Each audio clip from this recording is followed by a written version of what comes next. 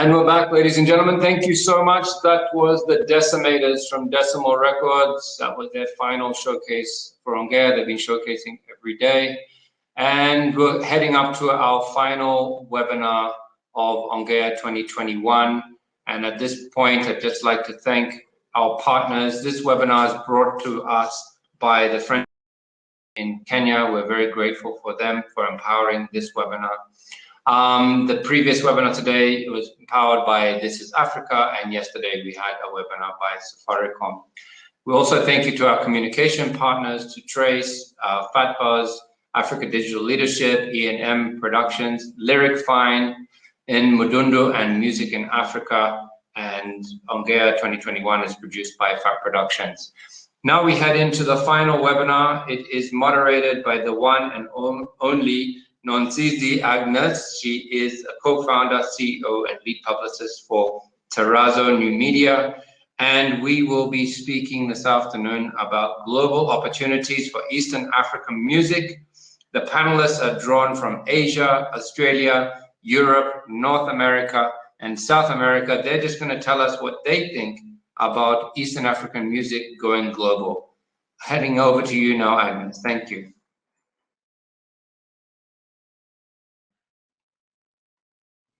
Right. Good afternoon, good evening, good morning, depending on where you are watching this webinar from. My name is Agnes Nonsizi, and this is the last webinar of the summit, and we are going to finish it with a bang, with a topic that I am really excited about, which is the global opportunities for Eastern African music. And the panel is vast and very experienced, and right about now I'm going to let them introduce themselves. And like they say, ladies first. I'm going to start with the one and only Eva. Hi, how are you? Hi everyone. It's kind of weird not being able to see people, but here we are. My name's Eva. I'm a radio presenter in Melbourne. I've been doing radio for about 4 years, concentrating mainly on African music and getting Australians to listen to it, because that's what it's all about. But I've also been a music journalist, and I've worked in different festivals, and yeah, done a bit of publicity, just a little bit here and there. But yeah, that's me pretty much in a nutshell. Great. Thank you so much, Eva. We look forward to learning from you. On to the next, we're supposed to have David, who is not here, but he's represented by Robert, who gladly, please introduce yourself. Thanks. I hear myself twice. Okay. Well, I'm probably on mic in 2 places.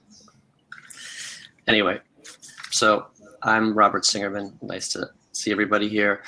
My colleague from the Brazil Music Export Office, which was called Brazil Music and Arts back from 2019. No, earlier than that, sorry. 2013 was David McLaughlin, who's actually in the mountains near Sao Paulo right now. So he's probably having some internet problems, like happened in Nairobi the last few days. I'm Senior Vice President of Lyric Fine for International Publishing. And I've also set up a tour called CAB, which stood in the beginning for Chile, Argentina, and Brazil, but now it's morphed into collaborative and beneficent in the COVID era, where we basically talk about all the different virtual conferences that are going on. So my mission at Lyric Find and for the last 17 years has been to give music subtitles. You might have seen me on some of the other previous panels for Be Present Everywhere, which is something I created during COVID, also to have the community be able to introduce themselves around the world. And I have worked with African artists in the past myself, and with Fela Anaklapukuti and King Sunny Ade and Mano Dibango and Yannick Noah and other artists. So I'm happy to be here, and welcome to my other friends and guests here. Thanks. Thank you so much, Robert, and Karibu Sana. We look forward to hearing from you. And we're going to have Thomas, who's going to introduce himself. Morning, afternoon. Talking to you from Abidjan, Ivory Coast. I was previously music producer, publisher, had a booking agency, and management, and I'm now a music advisor for the French Foreign Affairs Ministry. It's a new position created to look at what creative industries, how they can connect between French operators and African operators, mainly. Thank you so much. Then on to the next, Jasper. Hey, how you doing? Jasper Donat. I'm in Singapore, in Asia, which means I apparently am representing 2/3 of the world's population, which is a little bit scary. But I'm very honored to be here. I've been to North Africa and I've been to South Africa, but I've never been to East, Central or West Africa. So I'm actually here to learn myself. So I'm very pleased to be here. I run a company called Branded. We organize many events, whether they're online or offline. But the reason I'm here, I guess, is because we run a wonderful event called Music Matters, which is known as the gateway to Asia. We've been going for 16 years. We have people coming from all over the world to learn about Asia, whether it's India, China, Korea, Japan, and all the way down to Australia and New Zealand. In the last Music Matters we did in 2019, or the last live Music Matters, I say, we had lots of bands coming in, and we had a wonderful chap called, now if I get his name, if I pronounce this wrong, I apologize, Zakes Bendawi, who had come all the way from South Africa to learn about the Asian music industry. And he performed at the festival and stuff. So we organize Music Matters, and we also do a lot of other things like VidCon in Asia, and online and offline events like that. But yeah, I'm very much here to learn about the African market as well. And we will also love to hear from you as well. And now we are going to have Bill, who's going to introduce himself. Hi, thank you so much. I'm really happy to be invited. I'm Bill Bragan. I am Zooming in, or I'm calling in, or whatever I'm doing, from Abu Dhabi in the UAE in West Asia. So Jasper, you don't have to have the entire continent to yourself. I'm the Executive Artistic Director of the Art Center at New York University, Abu Dhabi. It is now in its 6th season. The university is about 10 years old, and there are very, very strong links between the UAE and East Africa historically, and also in terms of the overall population. I'm a transplanted New Yorker. Prior to that, I used to work at Lincoln Center in New York, and at Joe's Pub at the Public Theater, and at Central Park Summer Stage. When I was at Joe's Pub, I co-founded Globalfest, which is one of the preeminent international music showcase festivals that takes place for the past 18 years in conjunction with the Association of Performing Arts Professionals annual conference. So that has really been an important platform to help introduce artists into the North American marketplace. So I will be, I guess, speaking a little bit kind of with both hats on, both from the US standpoint as well as from the UAE. Wonderful, thank you so much. We have quite a vast panel, so I'm going to jump right into it. And I remember when we're discussing this topic with Mike, the first question that came into my mind, because you know what they say, charity begins at home. And as much as we want to, explore global opportunities out there, and I would like to throw this question right to Eva. Eva, unfortunately, you're the first. Ladies, go first. Do you think that we, as Eastern Africa, artists and the whole industry, have been able to take advantage, or have been able to explore opportunities in other parts of Africa first before we go globally? Considering you have background in Kampala, and I know you've represented Australia, but do you think we have been able to take opportunities in Africa first? Well, I mean, for me, it's, when you say home, I'm like home, like total home. And I think that the problem that a little bit of a problem that we have in Uganda at the moment is the copyright that they have to release it free, and they get most of their money from performing, which back in the day was fine until you get some cough that spreads across the whole world, and then touring is not allowed, and then money dries up. And so what's happening in Uganda, and I don't know if it's for all of East Africa, but definitely in Uganda, there's been a real hard hit. you know, because you have artists who could still be making money that aren't making money anymore and having to quit doing their craft, you know. And so I think that in terms of starting at home, protecting the artist and their craft is like probably one of the big steps that, you know, and it's not like there isn't stuff there, it's just not as strong as it should be, you know. And so that I've seen recently, like especially in the last few years, you've had like Nigerian artists and Ugandan artists, Kenyan artists and Ugandan artists, Tanzania, you know, like there's a lot of collaboration that started to happen, which it used to be just like that's Ugandan music and that's, you know, Nigerian music and that's Kenyan music, but you know, Uganda and Kenya, we're tight. We like might as well be the same place sometimes. So like there's a lot of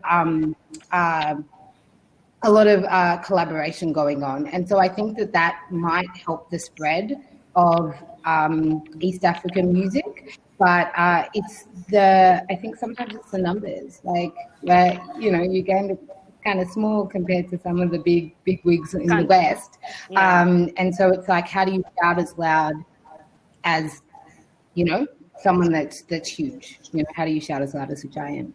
Yeah, great. Let me go to Bill. You have been a part of great festivals and like the South by Southwest, the Globalfest we have right now.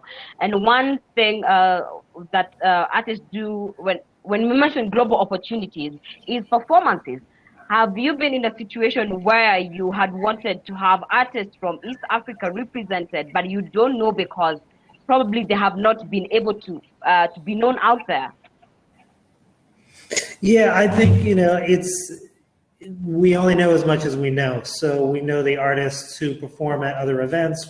You know, I see artists at places like Womex is a place that I go. I've always wanted to go to Sauti za Busara. I haven't made it there yet, but I do sort of look at the lineup every year when they announce that. And so there's some awareness that comes just even from looking at who's playing. And then for Globalfest, we have an open call. And so we review every submission that comes to us. And the first question, of course, is what the quality is. But for an event like that, the second step is there an infrastructure? Is there somebody in place, if the showcase is really well received, who can turn that into successful touring? A lot of these kinds of showcase festivals require a lot of investment from the artist side themselves. Sometimes, depending on the government situation or export bureaus, they might be able to get support or sponsorship for the transportation. But ultimately, we want to make sure that a good showcase can turn into a successful career. So we're also very careful to make sure that the person has a manager or an agent who understands the US marketplace, that their bio and their photos and the materials are at a certain standard, so that if they get booked, that those venues can then present the work to their audiences and then deliver an audience. And we're also looking over time, so that sometimes there are artists that we are watching for a couple of years and then waiting for the right moment where they've developed enough of a following back home. There's a fan base. I think the diaspora is really important as well. I think that, for example, when we started the Art Center at Abu Dhabi, we had a pilot season, and one of the first artists that we brought was Just a Band from Kenya. And we had very little marketing support then. We were minimal staff. We did a lot of social media within Kenyans in UAE. But a lot of what they heard were from people back home. So because the band was so good on social media, they were talking to the audience in Nairobi, and then those folks were saying, oh wait, you're in Dubai, you're in Abu Dhabi, Just a Band are coming, you should go. And so there is this cycle that's going, especially now that's much easier with technology, for the buzz back home to translate into the buzz into a new territory. What I hear from there is a lot is also the digital aspect of exposing the talents need to be in place. And Jasper, over to you. What do you think? What is the role that the digital space can play in, opening up or taking advantage of those opportunities that are globally available out there for Eastern African music? So that's a really good question, and I think you need to take a step back before answering that to look at what is Asia and what are the opportunities that exist before you start thinking about what the digital gateways are. And if I look at North, South, Southeast, and East Asia, so I've left West Asia to Bill, and I'm leaving Australia and New Zealand to Eva.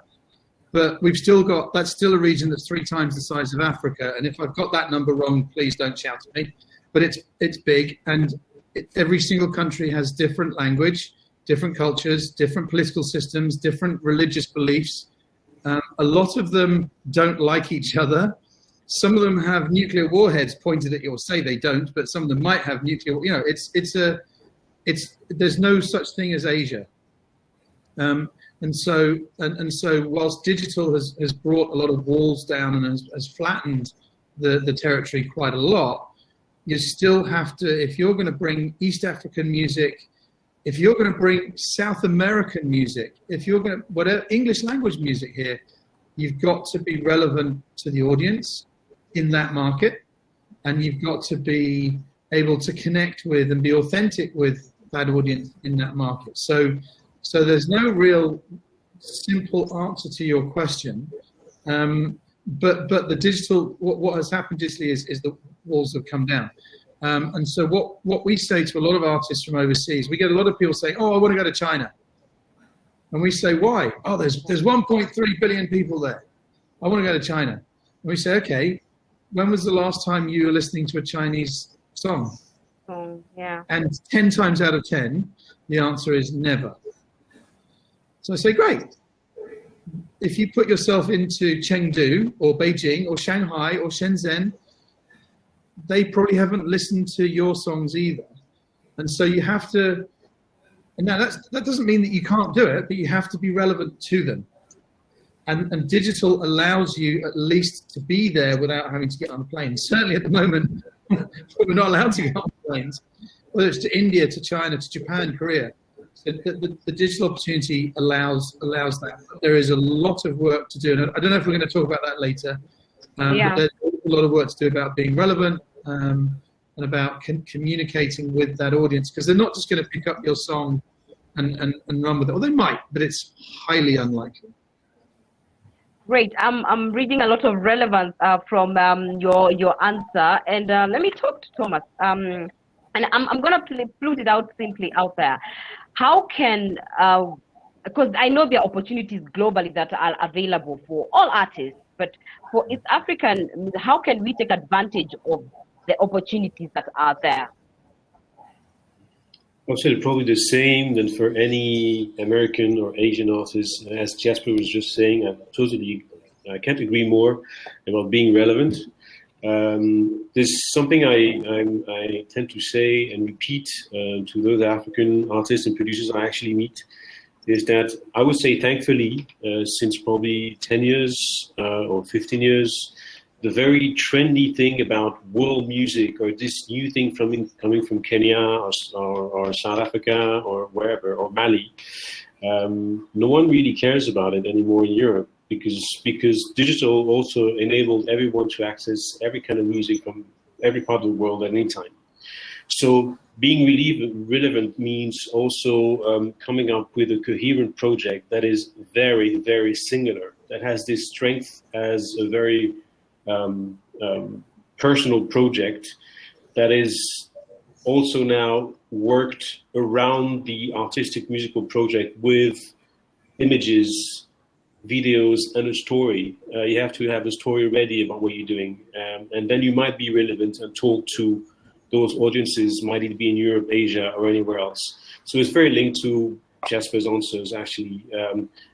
I would say that the digital era added probably some expectations from the market, from the listeners, where they would actually be, again, not interested by a new Malian or a new Kenya thing. I mean, this real world WOMAD story was created at some point in the story of world music. and African music from Africa is still marketed as world music, apart from one or two scenes, and that's a real change, recent change, like the Nigerian scene, where we are not seeing or not speaking or not presenting Nigeria scene as world music. It's a proper pop music scene when we come to speak about Afrobeats.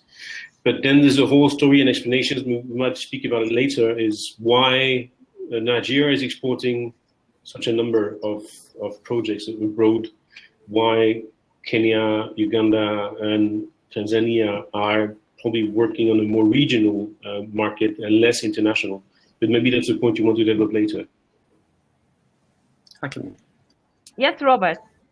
Yeah, so I can join because I've, I guess, had professional experience developing African artists worldwide. Yeah. And every country is different. I mean, I've worked in France and in Asia a lot. And in Asia, there are some platforms. Remember, we do have global platforms now. So it is very different from when I started. The platforms for listening to music are basically all global. Even Mudundo in Kenya is available, around the world.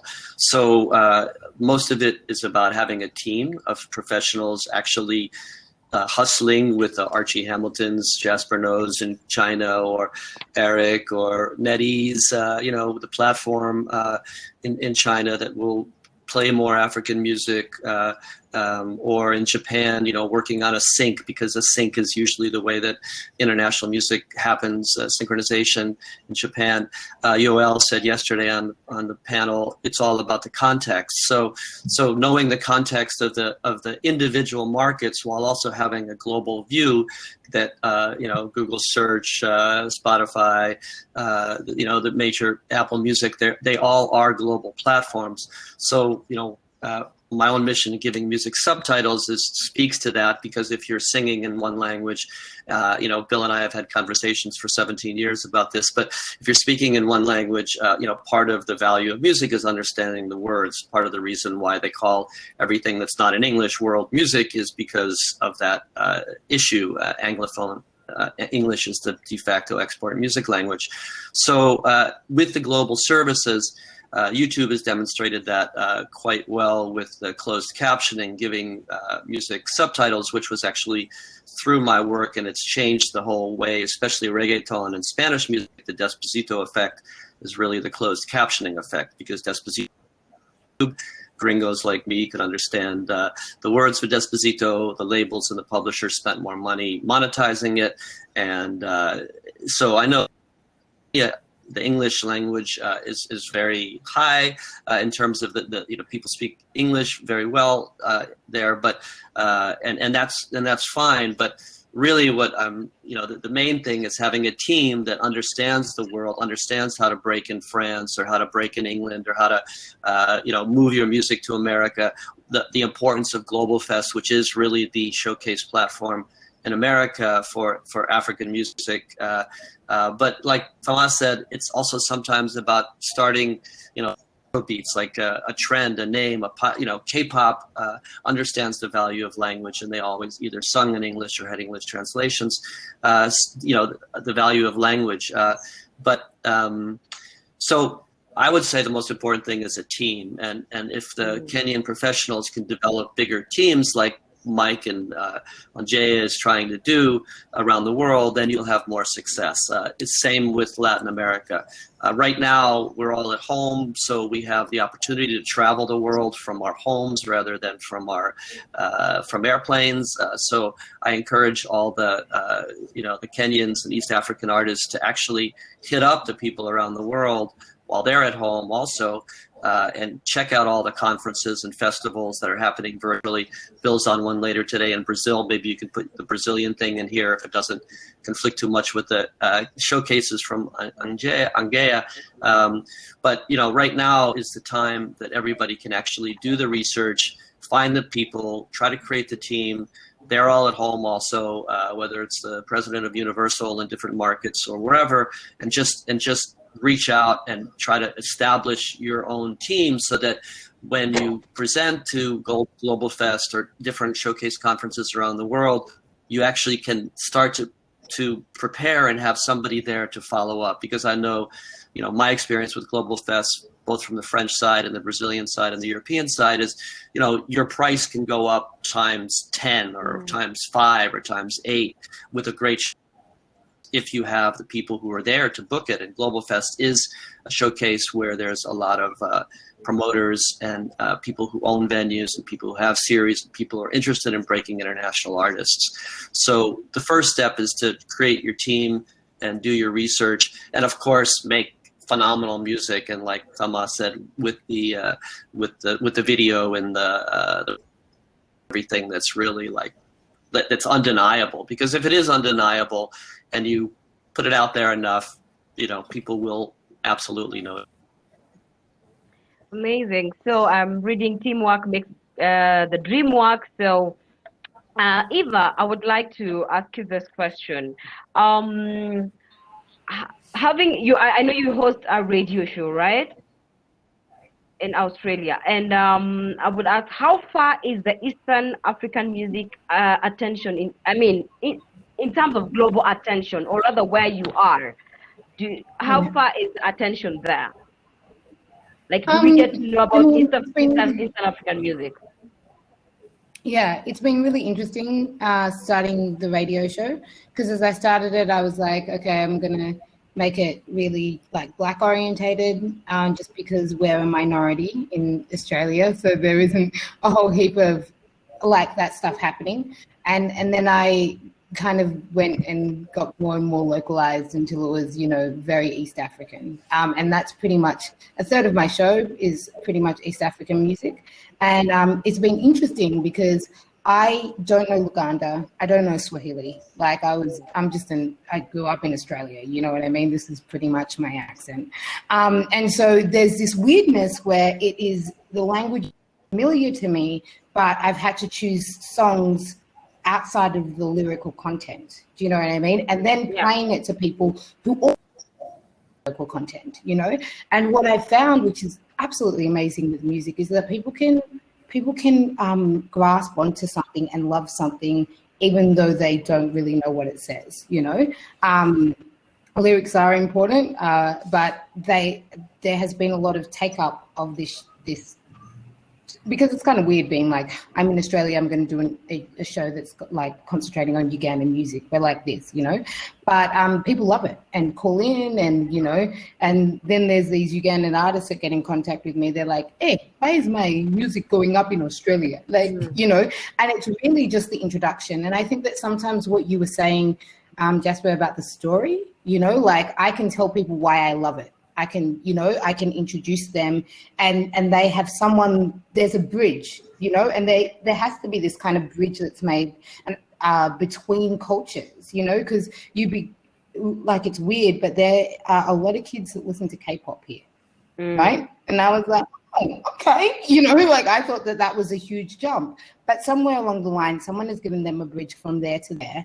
And with music, it's not that hard to take it on, right? But it is about what is that bridge, especially with East African music, because I find that a lot of the Afro beats, they've done a lot of collaborations. You know what I mean? You've got your Beyoncés, you've got, Burna Boy's done stuff with Stormzy and all of that stuff. They're really getting one artist and kind of matching it up with another artist and making a way. But for me, when I started, I didn't know anything about Ugandan music, right? It was different to my ears. I've been listening to the national and garage band music for a while. And so I had to learn how to understand what Ugandan music was, and even just finding the name of an artist was difficult. And to begin with, until, YouTube changed its algorithms for me, I used to have to put Ugandan music after a name in order for it to come up. Do you know what I mean? And so there is that barrier when you're searching. So people might want to listen to it, but they don't know where to start. And when they're searching for it, it's not coming up as easily as you would think, Yeah. But no, people love it. I love it. Right. Yes, Bill. Yeah, I'm a little bit sorry that Robert is unfrozen now because I was just going to second Eva's point about he and I have been sort of arguing for about 15 years about whether it's important to understand the lyrics or not. So I appreciate that point because a lot of the music I love most in the world, I have a vague idea what the songs are about, but I don't. And I also recognize that that experience has been deepened. But the other point I wanted to make, sort of building on a little bit of what Thomas said before, is also it's a giant world out there. You can't tackle the entire world. I think when Jasper was talking about just the Chinese market, you can't be popular everywhere. And I think what I've seen be really effective, the example I point to a lot is Tinarowen, who did extraordinarily well by going back to market, 1, 2, 3, 4 times, so that they did not become a Tuareg guitar band, but they were Tinarowen. And they got to build an audience who understood them. They had a great story. They really were able to translate that story in the press, in the bios, to get out of the kind of being lumped into a representative of their culture to being singular artists that they were. And then similar to the Burna Boys, they also collaborated. So then they collaborated with TV on the radio. They ended up on Colbert. So they were able to break out. And then there were other artists who were sort of following in their footsteps, people like Bambino or people like Mudu Mokhtar, for example, who then you started to understand that they come from a larger context and there's a scene and there's generations of artists who have been influenced by it, and it got tied back to the festival in the desert. But ultimately it was because they came more than once and they made a commitment to getting back into the market, which is how you develop in your home market. And I think people understand you don't play once in a club and you're a hit. You come and you build your fans bit by bit and they get to know you and it expands out. And you need to approach the rest of the world, I think, in a very similar way. Yeah, right. So remember, if you're watching and you have any question, you can be able to type in and we'll have them addressed and our panel will answer your questions. We've talked about a team that can be able to represent you out there and be able to look out for opportunities. But most of the time putting up a team might need, quite a bigger, an investment, more finances because, unless they're bought into the vision, you might need to put them on a salary or rather pay them. So what would you advise an artist who is in East Africa, they're looking out for opportunities out there, they're limited in terms of the team, but would want to get out there. But what should you advise them? Probably, just so you can take that. I think Eva really touched on it here, and the language thing I do agree with. There are K-pop is an anomaly in terms of the language, but they always have someone in the band who communicates in English, or usually they have someone in the band who communicates, so they can communicate with their audience. And similarly, I think that if you look at what successful YouTubers and social stars did through kind of after 2012, 2013 onwards, was not necessarily music stars, but influencers as they're called now, or KOLs. They would collaborate, and that was the word that Eva used. Was I take my audience here and I add it to your audience here, and 1 + 1 equals way more than 2. They share. Whereas before that, it used to be, I'm not sharing my fans with you; they're mine. Leave my fans alone. And so collaboration is absolutely key to success. And this is a lot of advice we give artists, whether they're musicians or YouTube stars and stuff. Is if you want to be authentic and relevant, if you want to be able to connect with a local audience out here, then collaborate with someone who's already doing it. And similarly, then they can hopefully capitalize on your audience back home if they have a desire to grow their universe in Africa or wherever they come from. And it sounds easy now, and sorry to, it doesn't necessarily disagree with what Robert's saying. It means that if you do find the right collaborations, then having an agency on the ground is very helpful, absolutely helpful, because there's all sorts of things like localization and promotion and what have you. But you can really fast track it through the right collaboration. there have also been some interesting examples where, dare I say it, but piracy has actually helped. And we had an example last week. We did a VidCon Now online event where we were talking about the Chinese market and for influencers, for YouTube stars getting into China. And there was it's a brilliant YouTube channel called Patty Cake, and they basically make Disney style songs with massive production. It's all very flamboyant and stuff. Literally nothing to do with China whatsoever. But one of their songs got picked up by the Chinese version of The Voice, which is huge, and was used in and I don't know, it was used during the show at one stage illegally without paying for anything like that, and it blew up all over China. And all of a sudden they're getting all this interest. And you know, one of the arguments was, well, we should sue, we should go in but the sensible response was take the win. And now they've got more subscribers in China than they have in America. But I'm not suggesting for 1 second that you should exploit it, but it was a lucky break. But collaboration really is key to be, and I keep talking about China, but that's the same in Indonesia, in India, in Japan, in Korea. And I'm sure a lot of East African music, a lot of African music and musicians can collaborate because the music would be so different. There'd be a lot of wonderful collaborations between parties that creates amazing music. But it's still tough, and yes, you probably still need a team as well. David had something to say, or I saw your hand up there.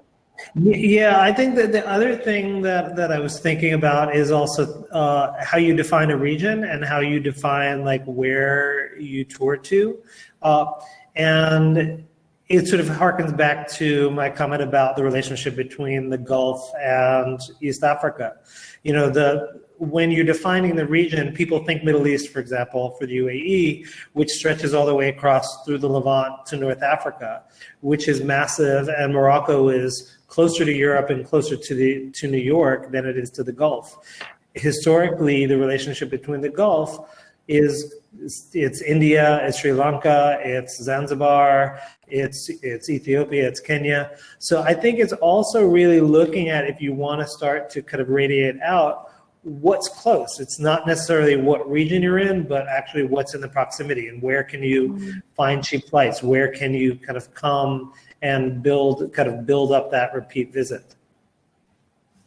Right. So yes, go ahead.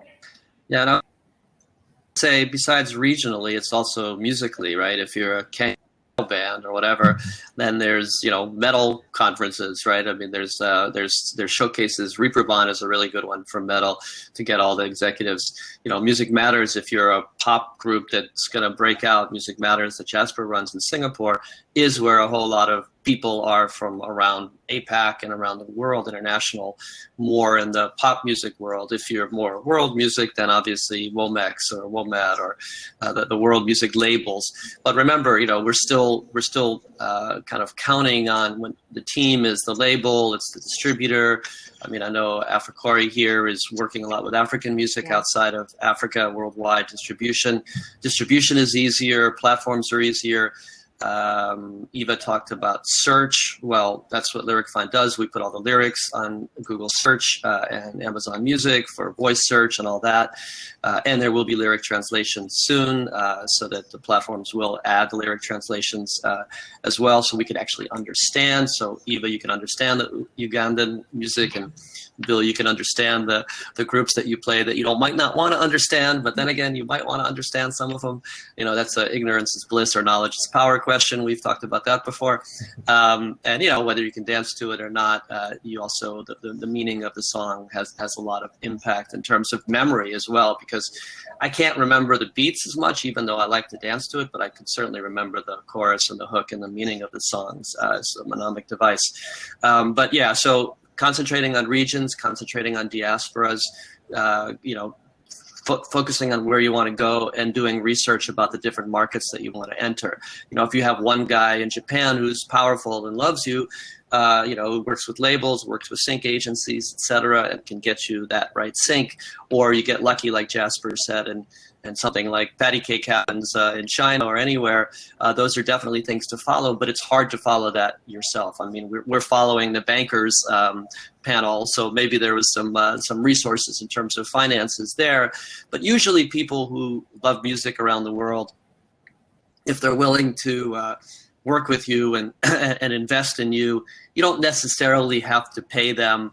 Like nobody pays Bill to get on Globalfest. Nobody pays Jasper to get on, Music Matters. I mean, it's based on the curation. It's based on the value of the music. It's based on the presentation. And yes, you might have a sponsor who can pay and help you get on one event or another. Lyric Find is sponsoring this, so I'm pinch hitting for David. But I think that the point is that if the music is great, people will actually want to work with you around the world. I mean, and then once you get into the showcase like Globalfest has an ongoing platform for assisting those Globalfest artists. Once you actually get to Music Matters and meet the right people around that part of the world, you might be able to, find the right people who love what it is you're doing and are willing to invest in it. Wonderful. So, Thomas? We can't ignore when we talk of opportunities. We know that the government could get also in the picture of opening up opportunities.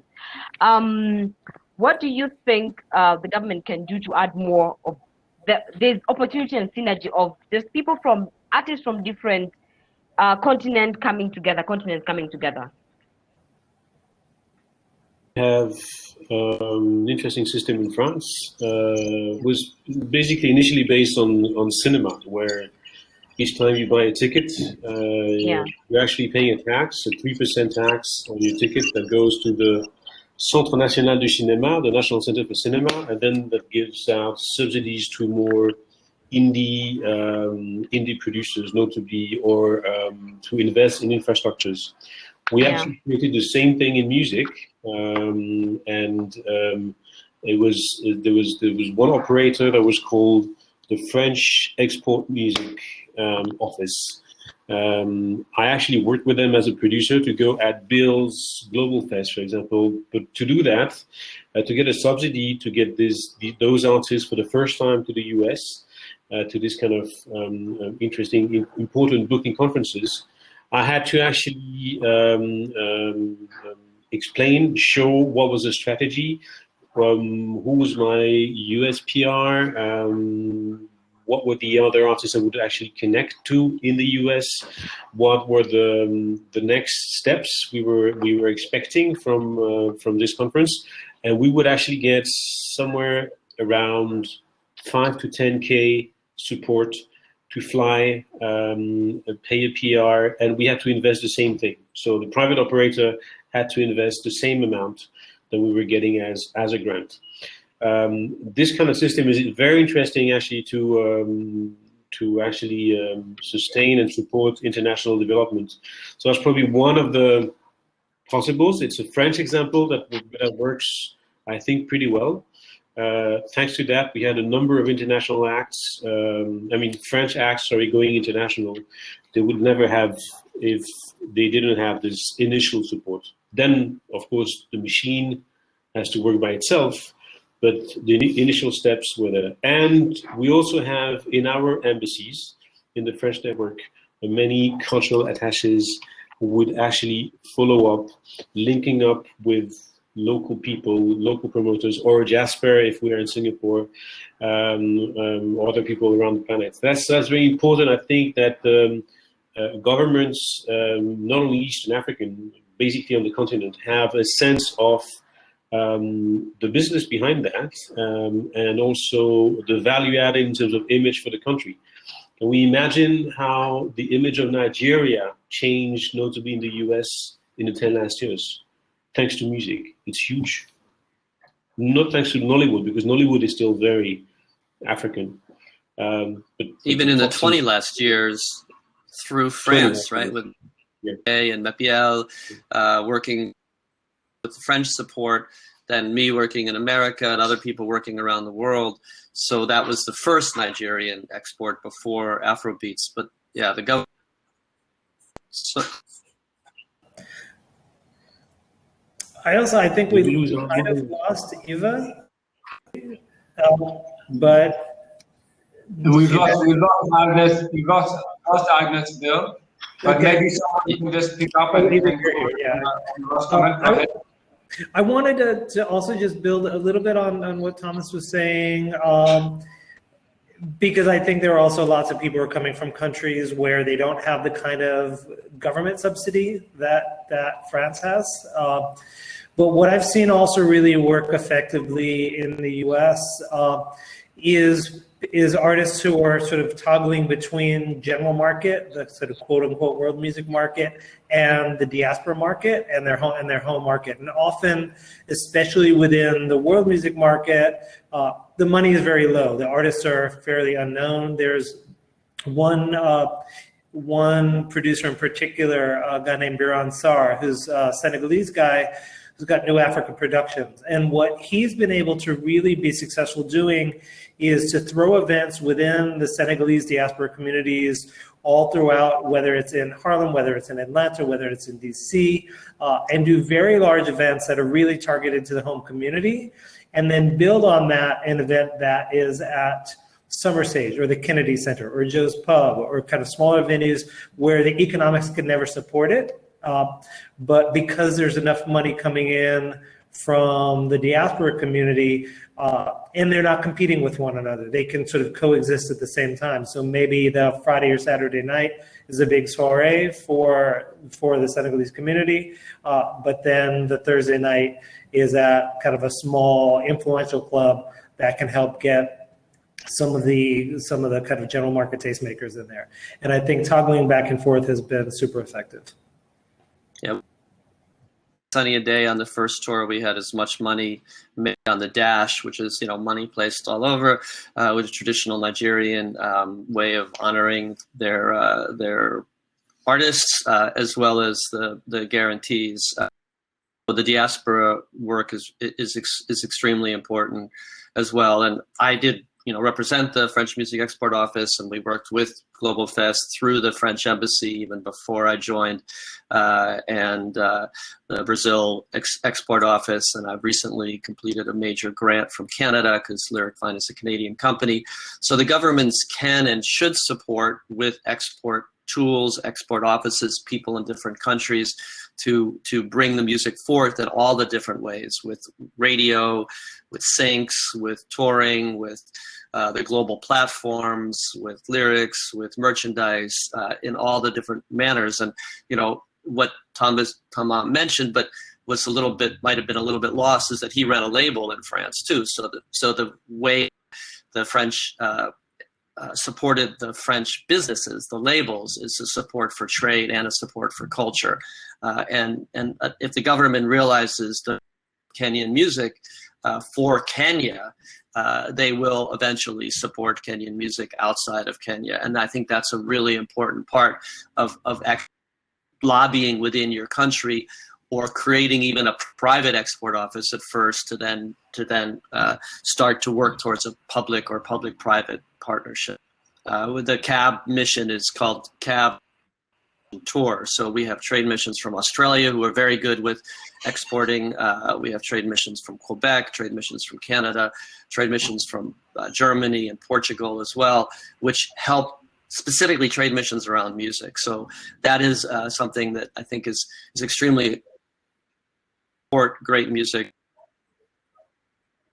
Thank you, Robert. Maybe you can just have a reaction from Thomas quickly, and then I think Eva had a comment on that as well. Yeah, thank you for Robert. It's very true. But there's one element that maybe our Eastern audience, music promoters and artists should know, is that this system in France is actually co-financed, private and public money. So it means that we have in our French export office for music, the Ministry of Foreign Affairs, Ministry of Culture, and all the major companies, labels, promoters that are actually part of this association. So it's actually a 50-50 funding, and public money will come with €1 more each time we have a €1 coming from the private sector. So what you're mentioning, actually, Robert, is we're somewhere there in between. It was initially proposed by the French Ministry of Culture, and then actually, I think like 90% of the labels are now part of the Bureau Export. So labels and live promoters and publishers as well. So it's really this match of will to look at exporting music from France, both on the public side and the private sector. Eva, you wanted to comment earlier? I think that there's also something that, especially in the East African context, and I can probably say for Uganda, is that the government support of music is not as strong as, like, say, in Australia, where there's a lot of grants going on and there's a lot of, you know, this thing to push the export. One problem that I find is that the government would have to be worked around a little bit because it's not as strong, you know. And the second thing is it as, I think you're being polite, does it exist? Well, I mean, for us in Uganda, we had one of our biggest pop stars become an opposition leader. Do you know what I mean? And so when music and politics start messing with each other, you know, you hit the industry where it hurts, you know, and so it's just not as supported, right? And so you have a lot of struggling artists that there isn't that the government will give you half, or, you know, that kind of stuff isn't there. In Australia, yes, there is a lot of, we've got Wormelaid, we've got a lot of government grants that will support up and coming artists. But here they're kind of struggling for themselves. And because there is not that government structure, it is harder to build up these big organizations that are doing, like, publishing, you know, like, to forget that, like, you know, PR, whatever. If there is no money generated, like, outside, it's really difficult for even just like the exchange between governments as well. Do you know what I mean? Like, getting government to government support is a hard thing. But the other thing that I'm finding is that getting visas for artists is also something that is really challenging for them. And, like, let's be fair, like, there is artists here that have, like, millions, you know, they can pack out stadiums here. They may not have the following overseas, but they also can't get the visas, you know? And so there is something that, like, sometimes the music is stopped just because they have the cash, but they can't get to the audience, you know? And so that's something that needs to be looked at, because there's a few artists here who are huge, yeah? And we're talking hundreds upon hundreds of millions of followers and whatever. But they're probably in the Ugandan East African context, right? But in order to get a visa to go overseas as a legitimate artist, they usually can't get that, you know? And so they're trying to get in front of people on tourist visas because that's what they're granted, but you can't build a portfolio on that to become an international touring artist if you're not able to actually get to people who want to see you legally, you know? Right, I'm back. Welcome back, Agnes. So I think just maybe to pick on what Eva was talking about, I think they were talking about travel issues, right? Great. So yeah. Recently there has been an interest in African music, serious interest in African artists being featured in, albums by, you know, international artists, the Beyoncés. We have seen West African music being so much on the limelight. And most people would think when you mention Africa, you West African music represents us. We have seen even offices being opened down here, closer maybe to South Africa, like people like Sony Music and Universal Music. Why do you think there's a sudden interest in African music specifically? Anyone can take that, sorry. Bill?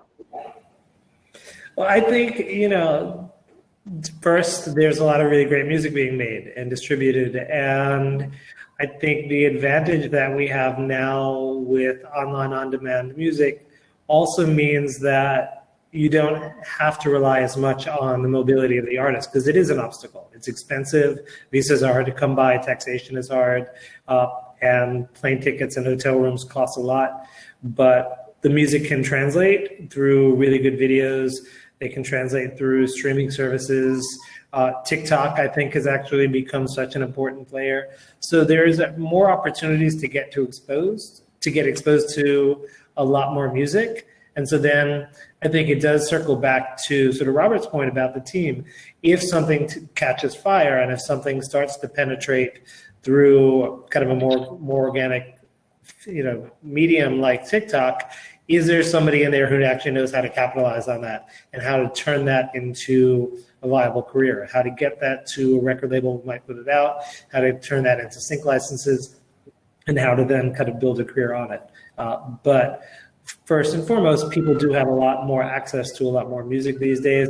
And because that is working in all directions, some of the musical references, I think Afrobeats works because there are so many musical references to internationalist pop music that are the same with all of the different audiences that people are drawing from. People are listening to hip hop, they're listening to EDM, they're listening to dancehall, they're listening to reggaeton, and so you can have a kind of a multidimensional dialogue. Right. So if recently Kenya, Spotify came to Kenya. We were not covered by Spotify, and now Spotify is in Kenya.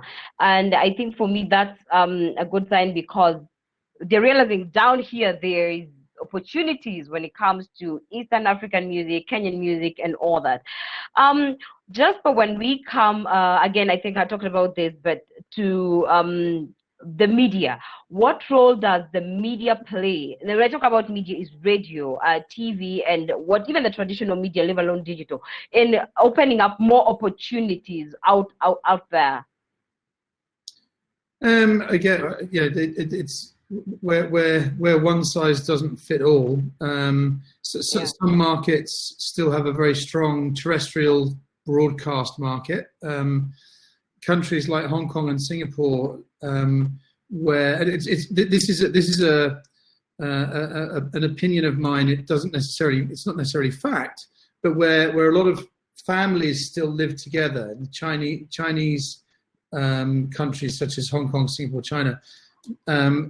People used to watch terrestrial TV together as a whole family, and so in some markets terrestrial is still very strong. In other markets, it doesn't exist at all.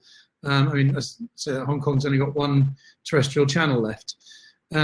Media obviously plays a huge role, but I think the more traditional media is becoming less and less dominant, and in fact has been overtaken by social a long time ago. So if you're talking, and obviously it depends on the audience as well, so country audience, but a younger music loving audience is going to be getting their music from TikTok, YouTube, Spotify in the main. China is different. China doesn't have any of the Western platforms. It has its own group, and actually China has got probably the most competitive business landscape for music or video channels anywhere in the world, ironically, where it used to be about monopolies.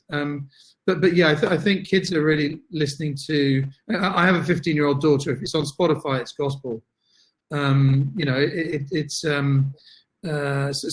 I think that's really where you need to be. If the fishes are swimming in social media, the older audiences might still be listening to radio in the car. They might still be listening to watching terrestrial TV. And now there are pockets where radio is still extremely strong in Australia, and I'm not going to talk about Australia because Eva's here. But it's less, it's becoming less and less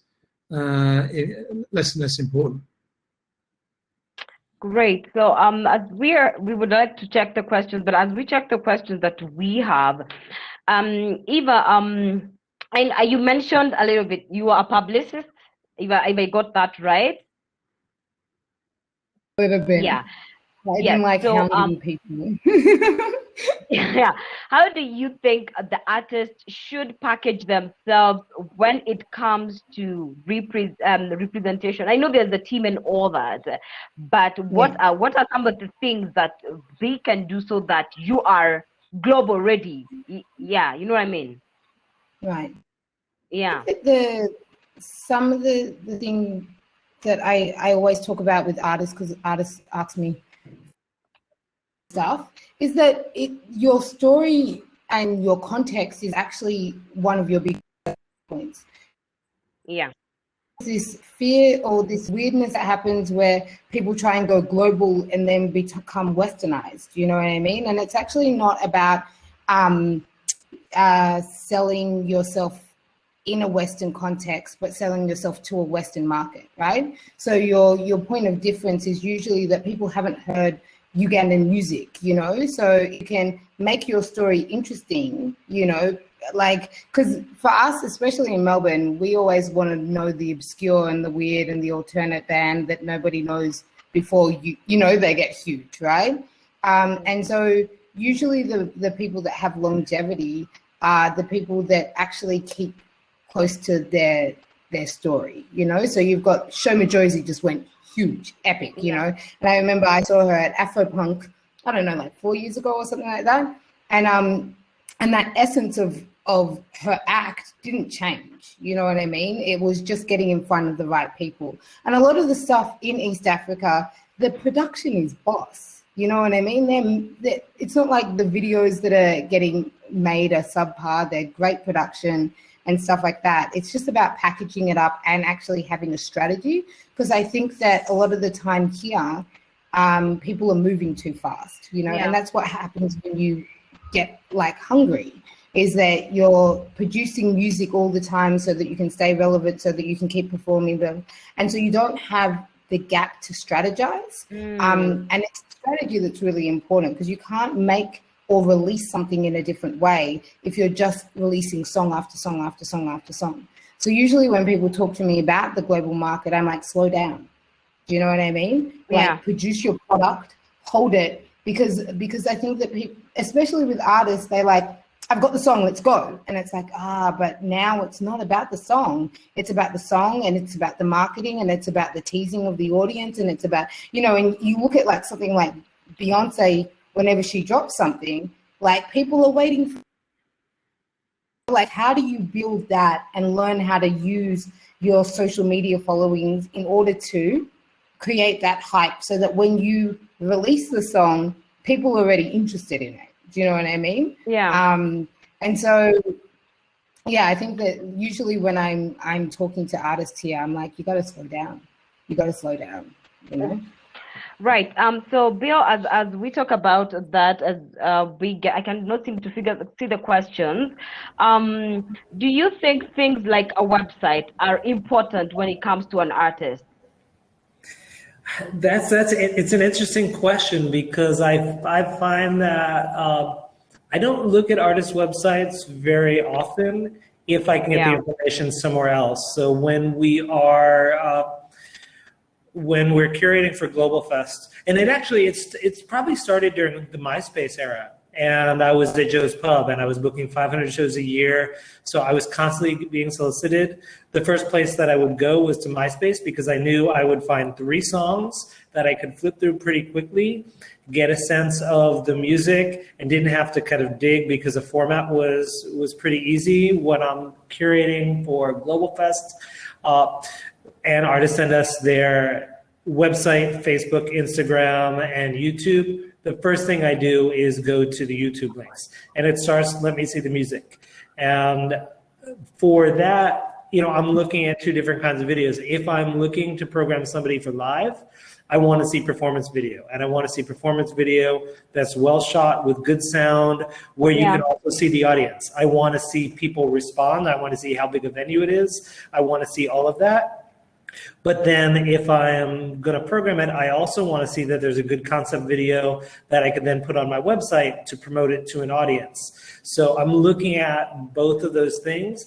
The website is great to tell a larger story, but if I can get the bio on a Bandcamp page, for example, or on an Instagram page or Facebook, I'm just as likely to go to that. I think it's really, if you're on the receiving end of a lot of pitches, the ease of accessing that information and having it in a place that doesn't require you to kind of click through a really creative website design is actually really helpful.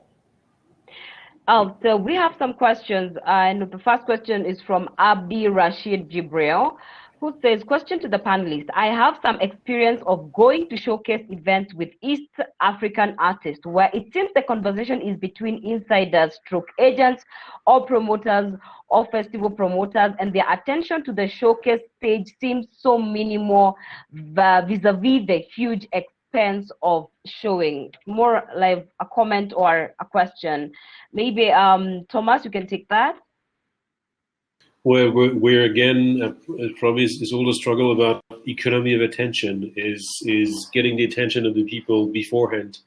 Because in this kind of event, professionals have an offer of 10, 20, 30 showcases, and there's 2 or 3 that they really have in mind they don't want to miss. The other ones, they might see them, hear them, if one of their friends is actually going there with the cool beer they're expecting. But that's the reality. So what Bill was mentioning about booking the club in New York, it's more or less like a pre-booking thing or strategy that you need to work on during the conference and possibly before that, to make sure that you have a few opinion leaders. I mean, of course, if my friend Bill tells me you should go and listen to that, I will. If no one tells me and I only see the name on the list, I'll probably more be going for a dinner with one of my colleagues. Sounds maybe a bit basic, but that's usually the way it happens. I think that building on that, the other point, it can feel really harsh to be on the receiving side when you're showcasing and it seems like people are just talking at the bar, or they come in, they watch 1 or 2 songs and leave. But if you are doing that on the other side of it and you're seeing a lot of work, sometimes seeing 1 or 2 songs is enough to actually reinforce, like, I've already listened to some music online, I've checked out some websites, I'm going to reinforce something, or I'm going to make plans for what I'll go back to later. I'm trying to cover a lot of ground. Even with half an ear, you can often get the information that, like, oh, this is somebody I want to go back and check out again. So it can feel dispiriting, there's no question, but it doesn't actually mean that it's not having impact. And it's important for people to understand that somebody who doesn't stay for the whole set, that person might be the person who books you. And there is a lot of, as Thomas said, there's a lot of chatter that goes on afterwards where people compare notes. Oh, I saw the first song on the set. I saw the last song on the set. Kind of what were they doing then? And you kind of piece it all together. Great. Another question, which is from Jude Clark. Is it true that launching yourself in your own region as an independent artist can work with the right level of skills and commitment, but for international growth, it works better if an artist has representation with expertise in that area? Robert? It always. Yeah. It always works better if there's somebody with expertise there too, and networking. And to harken back to what Bill's saying, maybe the agents are in the back of the room making deals for you at that time if you're lucky. Somebody says, "Oh, I love this band," and it happens. But there is a negative aspect to some showcases, not Globalfest, I'll say, but some showcases are very expensive. If you go to South by Southwest and pay thousands of dollars and get your visas, there's 1,000 shows going on at the same time, quite literally, and many different showcases, and they're all over town.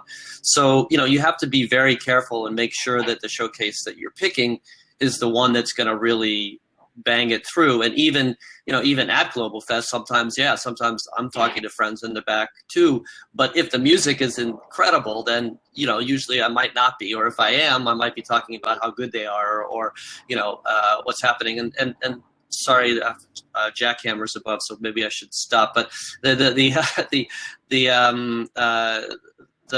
shows I've seen at Music Matters out in Clark K is another way of doing it, where basically it's open to the general public too. It's free, so that it's in the middle of this huge outdoor cool mall, so that with a big stage and great sound and everything too. So then you're also getting the passers-by, the people who are there specifically to see the showcase that's been advertised, that they know is going to happen, and then you're getting not only the cognoscenti or the people who are actually going to book you or the industry insiders, but you're also getting the general fans. And if you can promote yourself before that in that market, you can also build up your ongoing fan relationships, which are as important ultimately. It's why we all do this, one at a time, as the insiders who, maybe there's only one agent who has you in that territory, and the other agents might say, might be trying to sell their bands at the same time. So if there is one agent in that territory that has you, then at least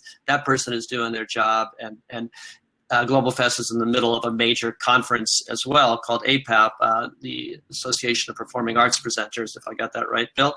And generally they do another conference that's kind of called Wavelengths with APAP. So there's like 3 different areas to hit at the same time in New York. So I don't know if I answered the question or veered off. So, but if yes, Jasper. Ask Jasper. I'll say Robert. Robert, by the way, everyone, Robert's hosting 2 panels at the same time. He's talking on this one and he's chatting on that one. It's quite remarkable. You haven't actually spoken and chatted at the same time, but I'm fully expecting it. I just wanted to just kind of combine these two, the thing about showcasing and having people representing and stuff and being at events. I mean, yeah, we as Music Matters, we recognise people have travelled I was going to swear then, a long way to get to Singapore. Is a wonderful hub for Asia, but it's a long way from anywhere, right? So anyone who gets to Singapore has made a big effort. So we do a lot to try and get, bands will play 2 or 3 times, and we even put them on the main stage in the conference as well. Like in between panels, we have live music, which is really, it's really stupid production-wise because it costs a fortune, but it looks fantastic, and everyone, and it's great for the bands.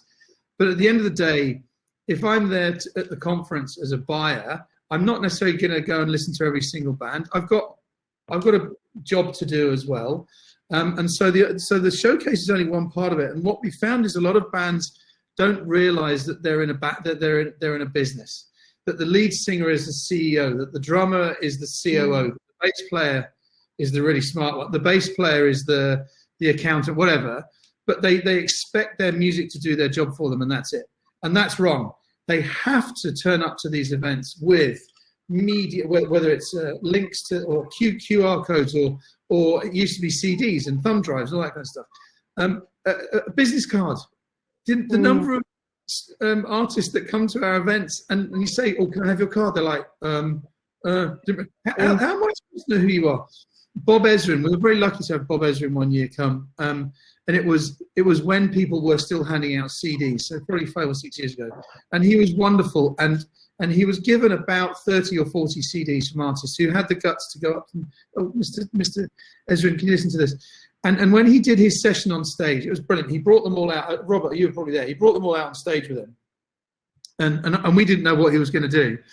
And they were out of their boxes and this kind of stuff. He said, "Right, I've been given these 30 CDs." He said, "I've listened to every single one of them." Yeah. He said, "But I took them all out of their boxes and I threw the boxes away, and so all I've got is the disc." And not one of them, only one of them had details on the disc of who the artist was. And he said, "Unfortunately, it's a bit shit." He said, and then he got one. He said, "This disc, this is a really good song." He said, "But I don't know who it is, and I don't know how to contact you." And he snapped it in half. It was brilliant. And ever since, you've been artists, it's like anyone going to a conference. Someone's on the buy side, you the artist. Someone's on the sell side. Sorry, you the artist on the sell side. Someone's on the buy side. You've got to do meetings. You can't expect the buyers to come to you. You've got to go to them. And so get in their face, get it out there. Now, if you then say to them, "Please come to my showcase," here's 3 of them, then you got more chance of it. But it's never ever stop selling. Bill? Yeah, I mostly agree with that, but the one thing I don't agree is this idea of never stop selling. I think, to me, the point is be at the conference, and the relationships that you build. If you're at the conference and you're in panels and you're participating in conversations and you're not just always treating it as a transaction, but you're kind of in there getting to know one another. One of the things that I think has been really important to me about Womex that we tried to also make a part of Globalfest and Wavelengths is that idea that everybody's in the room all together. And when you are not showcasing, you're in the audience, you're bonding, you're dancing together, you're having a drink at the bar. And I'm not always being pitched. I'm actually just building a relationship, getting to know somebody. They are also not only telling me about their own music, but about their local market, about other bands that are part of the scene. There's a sense of reciprocity, and it's not just always, I am the person who's going to write the check and they're the person who's going to try to get the gig, but it's about being present at the full event. So I think that to me is really critical. Well, Bill, we're actually agreeing with each other, because the end of my comment is, how are you going to sell yourself? So it doesn't have to be, here's a pen, do you want to buy it? Do you want to buy it? But it's about building relationships. But I'm selling Music Matters here. I haven't told anyone how much it costs yet. So hold on right there, because we have we do have another question. So what are the best practices for artists or publicists to use when pitching or sharing their product during a pandemic, both locally and globally? Well, my theory on it is visit everywhere you can. Visit the different conferences. Go to the Brazil Music Summit later. Hear Bill talk about Globalfest with his partners or whatever. Jasper did Breaking Asia a couple of days ago, if I'm not mistaken, with a big panel. Or he's got a panel coming up about Vietnam. If you have interest in Vietnam, check out the panel for Vietnam with a major distributor there. Tama from the embassy office probably has lots of things going on in France all the time. If you have kind of an audience in France where they're very open to international music, whether it's sung in French or Francophone countries, languages or not. France working with international music. So right now, just check out all around the globe what's happening. Start to make, you can't buy somebody a drink online, but you can certainly connect with them and communicate with them and chat with them. That Jasper's joke is well taken, but I like to chat at the same time as these panels, because that's where the audience is too. So, and some of them I know, some of them I hope to know, like Joseph, who asked that question. So it's really all about connection and building a community, and getting out there and being, asking questions. Don't be afraid to ask questions. Don't be afraid to introduce yourself to people. The pandemic, we're all at home. We're all in the same boat for the first time ever, really, at least in my life. And it's a time when communication is super important and community is super important. Right. So you never know who is watching, is what I'm getting from all this. We are pressed for time. We have very few minutes remaining, and I'd like to give each one of you closing remarks in regards to this topic and where we're headed in terms of East African music. And yeah, so ladies first, of course. Eva.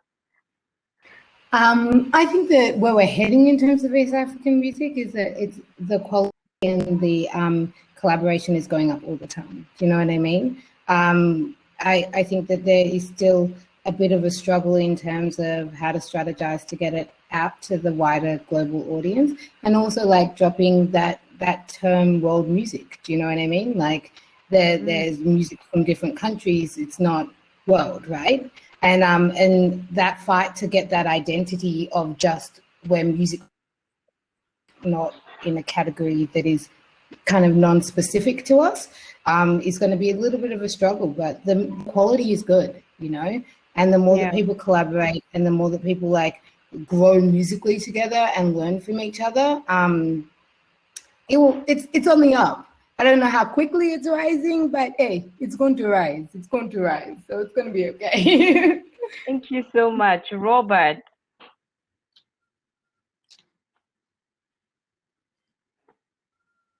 Please unmute you. Oh, yeah, back. Yeah, Jack Harris again. Sorry for a second. Well, just make great music, reach out to everybody in the world, build your fan base locally, but, think globally also.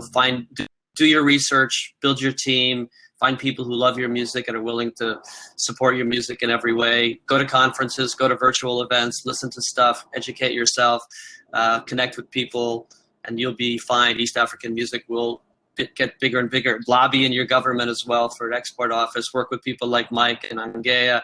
Work with all the other people that were here, international and local, keep doing it, and you will. If the vision is strong enough and the music is strong enough, and you can connect with as many people as you can connect with. We are in an age where connection is much easier than it was when I started. My phone bills when I was young were $2,000 a month. It's like not easy. But we worked with great artists, and there's great artists in Kenya for sure, and great artists everywhere. So just keep the community strong, keep building, keep doing it. Thomas? Just to follow up on what Robert just said, it's probably easier to communicate worldwide, but it's a more demanding period because everyone is there. So 2 things: be unique, be consistent. Wow, short and precise and to the point. Bill? Again, echoing what people have been saying, make great music. I always say it's important, don't be an asshole. It's like having authentic relationships, getting to know the people so that it doesn't feel transactional is really important. Do your research. I've been at a lot of conferences and sort of speed meetings where somebody has no idea what I do. They don't ask me any questions. They just start pitching. And they actually haven't even found out what kind of music am I interested in? What kind of venue am I representing? I've also been at ones where people have already figured out, oh, you presented this, and this. This is why you'd be interested in my work. So I think it's really important to kind of understand and recognize the humanity of the people who are on the other side of the table, and then approach them with curiosity and genuineness. Wow, that's quite interesting. Sorry, Jasper? I'm a bit worried that I'm last. Like I said at the beginning that I wanted to learn. I came to learn, and I will admit that I have never heard of Nollywood, and so I'm going to do all my research. I'm coming to Nollywood. You can come to Riverwood as well in Kenya. I've definitely never heard of Riverwood either. So as soon as we're allowed to fly, I'll be there. But look, I think the final word is that Asia is a big place. There is no such thing as Asia. It's a very exciting place. But we do at Music Matters. We do look after the artists who perform. They all attend the conference for free. We do an academy for them for free. We do all sorts of stuff. We really do, because we want them to get more of an insight to the region than just performing. And so I think African music can have a massive opportunity out here. I'd love to do an African showcase. Now, whether that's north, south, east, west, central, or all of it, please do. Let's have a think about how that could work. And then, sorry, I will finish by saying, as an artist, please never, ever stop selling.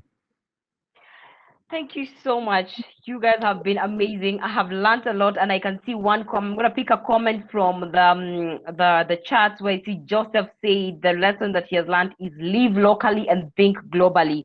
I think that summarizes our webinar, which is the last webinar of the summit, and I believe that we have finished with a bang, and we are ready for the global market. And I would like to hand over to Mike so that he can take it from here. Thank you so much, Robert. Thank you, Bill. Thank you, Jasper. Thank you, Thomas. Thank you, Eva, for agreeing to do this with us. And let's connect more. Let's take this to the next level. Over to you, Mike. Thank you, Agnes. You're a professional presenter. You finished exactly on time. Thank you so much. And thank you to the panel, to Bill Bregan. Just know ONGEA will be visiting you at Globalfest and maybe even Abu Dhabi in future. Thank you to Eva, who had to leave a bit earlier, but I'm sure there's more things coming from her connection. Jasper Roa for that showcase, definitely at Music Matters. So let's talk some more. It's very good to have actionable items from such sessions. Thomas and I have been talking for quite some time. Thomas, as a representative of the French government, thank you also for the support of the French government for this session and helping ONGEA put this on for the industry. We are a non-for-profit, so it really did help us. And last but not least, Robert Singerman, you've had a heavy week with us. You've been with us every day. And for those who only joined today, Robert also helped connect me to all these wonderful people on this panel and in other panels as well. He is a connectologist of the highest order, and we really appreciate him. And he also had a big week with some other achievements for his business as well. Thank you, Robert, and well done and congratulations. Eva, I thanked you already. So as a fellow Australian, I'll come and visit you at some point, and let's see what we can also do together back at home. All right, thank you guys. Please don't go away. We have some really great showcases coming up on the main stage, and I'll just go through them quickly. So we have coming up next, Studio Tisa presents A Roche, who's a vernacular pop artist, essentially. Then we have La Frique. Then we have Music in Africa presents Nairo Bass. And we have Studio Tisa presents Nick Agesa. Studio Tisa presents Chemotai Sage. And Studio Tisa presents Apesi. So enjoy the showcases, ladies and gentlemen. Thank you very much. And as we sign out, because I won't be back after this, I'd like to thank again our partners for the 6th annual ONGEA Eastern Africa Music Summit. That is Trace, Africa Digital Leadership, E&M Group, Lyric Find, Madundu Music in Africa, Fat Buzz, Fat Productions, and of course, This is Africom and the French government in Kenya. Have a good evening. Enjoy the showcases. Thank you. Thank you.